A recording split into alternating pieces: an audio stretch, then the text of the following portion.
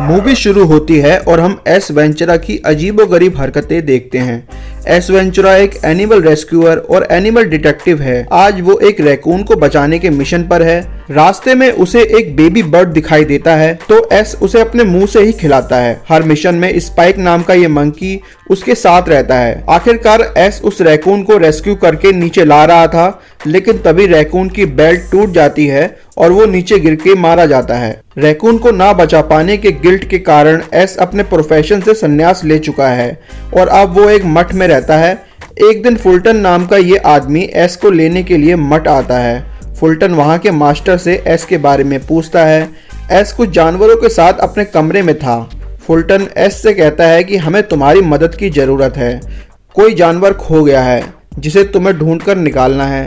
S को बाहरी दुनिया से कोई मतलब नहीं था, इसलिए वो फुल्टन का ऑफर ठुकरा देता है। लेकिन इस काम के बदले पेमेंट की रकम सुनने के बाद एस के मुंह से लार टपकने लगती है और एस फुल्टन के साथ जाने के लिए तैयार हो जाता है। एस के मठ से जाने की खुशी में वहाँ के लोग सेलिब्रेशन शुरू कर देते हैं, क्योंकि मठ के सारे पुजारी एस से तंग आ चुके थे। फुल्टन एस को प्लेन में चढ़ने के लिए कहता है, लेकिन एस बच्चों की तरह खेलता हुआ सीढ़ियों से नीचे आता है। फिर ये दोनों प्लेन में बैठते हैं, लेकिन यहाँ भी एस की मस्ती चालू रहती है। इसके बाद ये दोनों नीबिया नाम की कंट्री में पहुँचते हैं, जहाँ पर एस अपनी ड्राइविंग स्किल से सभी को हंसा कर लोटपोट कर देता है। यहाँ पर एक एनिमल सेंचुरी थी। एस देखता है कि यहाँ पर एनिमल्स को टॉर्चर करके उन्हें ट्रेन किया जा रहा है। एस की मुलाकात सेंचुरी के ओनर विंसेंट से होती है, जो कि कुछ देर पहले घोड़े के साथ बुरा बर्ताव कर रहा था। एस उसका हंटर लेकर उसी के पीछे मारता है और पूछता है कि अब बताओ कितना मजा आया। इसके बाद ये तीनों एक पार्टी में जाते हैं तो विंसेंट देखता है कि वहाँ पर सभी लोग जानवरों के साथ बहुत बुरा बर्ताव कर रहे हैं। एक आदमी ने तो अपने कंधे पर बर्ड को बिठाया था। तभी उसकी नजर एक लेडी की तरफ जाती है जिसने लोमड़ी से बना हुआ स्कार्फ पहना था। एस के पूछने पर वो लेडी कहती है कि तुम भी कभी लोमड़ी से बना स्कार्फ पहन के देखो, बड़ा मजा आता है। एस उसके हस्बैंड को बेहोश करके उसे स्कार्फ की तरह पहन लेता है और अजीबोगरीब हरकतें करने लगता है, जिसे देखकर विंसेंट को गुस्सा आ जाता है। हालांकि कुछ देर बाद विंसेंट एस को अपने सिक्योरिटी चीफ हेतु से मिलवाता है। हेतु प्रोजेक्टर के जरिए एस को उसके मिशन की जानकारी दे रहा था, लेकिन यहाँ भी एस ऊटपटांग हरकतें करता है और काम पर बिल्कुल ध्यान नहीं देता। एस और फुल्टन विंसेंट के घर से निकलकर जंगल की तरफ जाते हैं, जहाँ इन्हें गोरिल्लाओं की आवाजें आती हैं। एस को तो ये आवाजें बहुत सुंदर लग रही थी, लेकिन फुल्टन कहता है कि हमें यहाँ से तुरंत निकल जाना चाहिए, क्योंकि साल का ये समय गोरिल्ला की मीटिंग का होता है। कुछ दूर चलने के बाद फुल्टन एस को उसके मिशन की जानकारी देता है। वो बताता है कि कुछ दिन पहले वच्छाती जनजाति की राजकुमारी की शादी होनी थी, लेकिन शादी से पहले ही उनका सफेद चमगादड़ चोरी हो गया। वच्छाती जनजाति के लोग इस चमगादड़ को पवित्र मानते थे और इसके बिना शादी नहीं हो सकती और तुम्हें उसे ढूंढकर निकालना होगा। कुछ देर में ये लोग वच्छाती जनजाति के गांव पहुंचते हैं, जहां पर एस की मुलाकात कबीले के सरदार से होती है। कबीले का सरदार एस के मुंह पर थूकता है।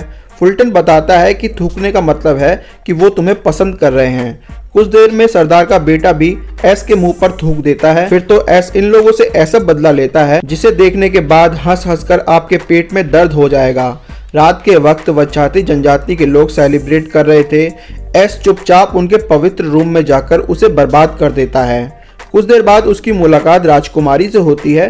राजकुमारी एस को सेड्यूस करने की कोशिश करती है, लेकिन एस सख्त लौंडा था, वो नहीं पिघलता। लेकिन कुछ ही देर बाद एस अपनी कुटिया में खुद को प्लेजर दे रहा था, तभी वहां पर फुल्टन आ जाता है और देख लेता है, लेकिन वो फुल्टन से कहता है कि मैं तो योगा कर रहा था। इसके बाद वो दोनों पवित्र चमगादड़ को ढूंढने के लिए जंगल में जाते हैं। एस चमगादड़ से भरी हुई एक गुफा में घुस जाता है, लेकिन उसे चमगादड़ों से डर लगता था। वो चीखता हुआ बाहर लौट आता है। अगली सुबह एस एनिमल सेंचुरी जाता है, जहाँ पर वो किंग का पीछा करने लगता है। वो जानवरों के बीच जानवर बनकर घुल मिल जाता है। एस एक इलेक्ट्रॉनिक राइनो के अंदर बैठकर किंग की बातें सुनने की कोशिश कर रहा था। उसे अंदर बहुत गर्मी लगने लगती है, इसलिए वो अपने सारे कपड़े उतार देता है। कुछ देर में किंग वहां से चला जाता है। तब एस महसूस करता है कि वो इस राइनो के अंदर फंस चुका है। धीमे धीमे एस का दम घुटने लगता है। एस राइनो की बॉडी में एक छोटा सा होल नोटिस करता है और वो उसी होल से बाहर निकलने की कोशिश कर रहा था। वहाँ पर कुछ लोग एनिमल सेंचुरी घूमने के लिए आए हुए थे। उन्हें लगता है कि राइनो ने एक इंसान के बच्चे को जन्म दे दिया है। किंग एक बुरा आदमी है। उसने स्पाइक को पकड़ लिया, लेकिन स्पाइक किंग को इलेक्ट्रिक शॉक देकर वहाँ से भाग जाता है। किंग बेहोश था। जब उसकी आंखें खुलती हैं तो वो अपने सामने एस को बैठा हुआ देखता है। एस उसे टॉर्चर करता है बड़े ही अजीबोगरीब तरीके से। किंग बताने पर मजबूर हो जाता है कि हाँ, उसी ने चमगादड़ को उठवाया था, लेकिन अब वो चमगादड़ उससे खो चुका है। एक दिन एस को जंगल में कोई ट्रैंकुलाइजर से बेहोश कर देता है। जब उसकी आंखें खुलती हैं तो उसके सामने राजकुमारी बैठी थी। राजकुमारी कहती है कि ये काम उसके दुश्मन कबीले का हो सकता है। अब एस को शक होने लगता है कि शायद दुश्मन कबीले ने ही उस पवित्र चमगादड़ को चुराया होगा। एस अपने साथ उडा को लेकर दुश्मन कबीले पर निगरानी रखने के लिए निकल जाता है, लेकिन कुछ ही मिनटों में वो पकड़ा जाता है। एस दुश्मन कबीले को जो भी बता रहा था, उडा उसका गलत ट्रांसलेशन कर रहा था, जिसकी वजह से एस फंसता चला जाता है और उसे वहाँ के योद्धा से फाइट करनी पड़ती है। ये योद्धा एस को बड़ी बुरी तरह से पटक पटक कर मारता है। एस के पाँव में भाले भी घुस जाते हैं, जिसे देखकर दुश्मन कबीले के लोग समझ जाते हैं कि ये एक जोकर है और हंस हंसकर पागल हो जाते हैं। अगली सुबह कबीले के लोग एस और उडा को रिहा कर देते हैं।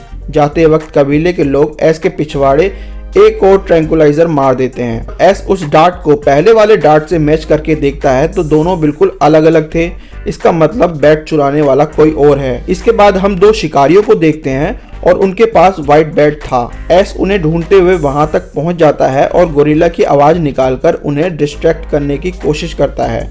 इसके बाद वो उनकी झोपड़ी में जाकर उस सफेद चमगादड़ को उठा लेता है, लेकिन तभी शिकारी एस को ट्रैंकुलाइजर मारकर बेहोश कर देते हैं।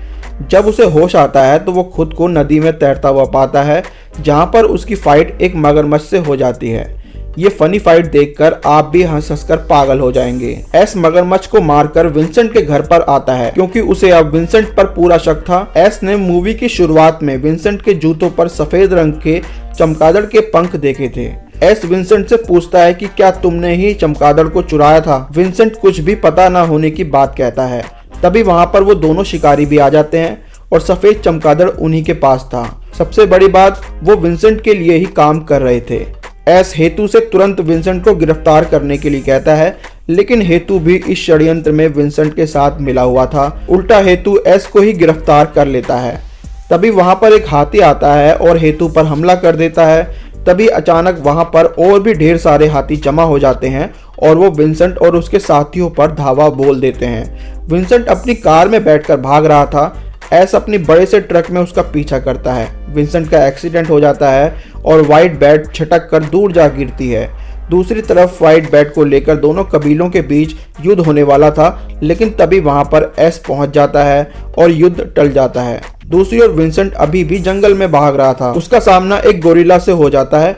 क्योंकि ये मीटिंग का सीजन है, गोरिल्ला उसे झाड़ियों के पीछे ले जाता है। मूवी के आखिरी सीन में हम देखते हैं कि प्रिंस बहुत नाराज है और वो चिल्ला रहा है, क्योंकि उसे पता चल चुका है कि राजकुमारी वर्जिन नहीं है।